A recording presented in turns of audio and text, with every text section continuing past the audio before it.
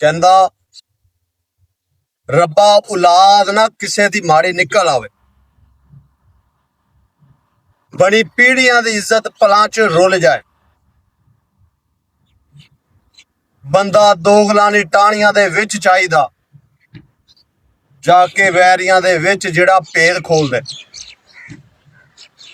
ਡੁੱਲਿਆ ਜ਼ਮੀਨ ਉੱਤੇ ਕੰਮ ਨਹੀਂ ਆਉਂਦਾ, ਬਿੱਲੀ ਡੋਲੂ ਵਿੱਚ ਪਾ ਕੇ ਮੂੰਹ ਦੁੱਧ ਡੋਲਦਾ। ਰਾਜ਼ ਜਿੰਨੇ ਵੀ ਬੰਦੇ ਦੇ ਦਿਲ 'ਚ ਛੁਪੇ ਹੋਣ, ਪੈਗ 4 ਲਵਾ ਦੋ, ਸਾਰੇ ਰਾਜ਼ ਖੋਲਦੇ। ਜਿਹੜੀ ਔਲਾਦ ਹੁੰਦੀ ਆ ਨਾ, ਇਹ ਬੜੀ ਵੱਡੀ ਨਿਮਤ ਹੁੰਦੀ ਆ। ਖੁਦਾ ਦੀ ਜ਼ਾਤ ਸਾਰਿਆਂ ਦੀਆਂ ਔਲਾਦਾਂ ਨੂੰ ਨੇਕ ਕਰੇ। ਅਗਰ ਔਲਾਦ ਗੰਦੀ ਨਿਕਲ ਆਵੇ ਨਾ, ਤਾਂ ਪੀੜ੍ਹੀਆਂ ਦੀਆਂ ਬੜੀਆਂ ਹੋਈਆਂ ਇੱਜ਼ਤਾਂ ਪਲਾਂ ਦੇ ਵਿੱਚ ਰੁਲ ਜਾਂਦੀਆਂ, ਝੱਟ ਦੇ ਵਿੱਚ ਰੁਲ ਜਾਂਦੀਆਂ। ਤਲਕਦਾਰੀ ਦੀ ਵੰਡ ਆ, ਬੰਦਿਆਂ ਨਾਲ ਤਲਕ ਹੁੰਦਾ। ਬੰਦਿਆਂ ਦੇ ਤਲਕ ਦੇ ਵਿੱਚ ਹਮੇਸ਼ਾ ਬੰਦਾ ਉਹੀ ਹੋਣਾ ਚਾਹੀਦਾ ਜਿਹੜਾ ਵਫਾਦਾਰ ਹੋਵੇ। ਉਹ ਕਿਹੜਾ ਬੰਦਾ ਹੁੰਦਾ ਵਿੱਚ ਬਹਿ ਕੇ ਜਾ ਕੇ ਫਿਰ ਤੁਹਾਡੇ ਮੁਖਾਲਫਾਂ ਦੇ ਕੋਲ ਜਾ ਕੇ ਥੋੜੀਆਂ ਗੱਲਾਂ ਬਾਤਾਂ ਦੱਸੇ। ਇਸ ਤਰ੍ਹਾਂ ਨਹੀਂ ਹੋਣਾ ਚਾਹੀਦਾ।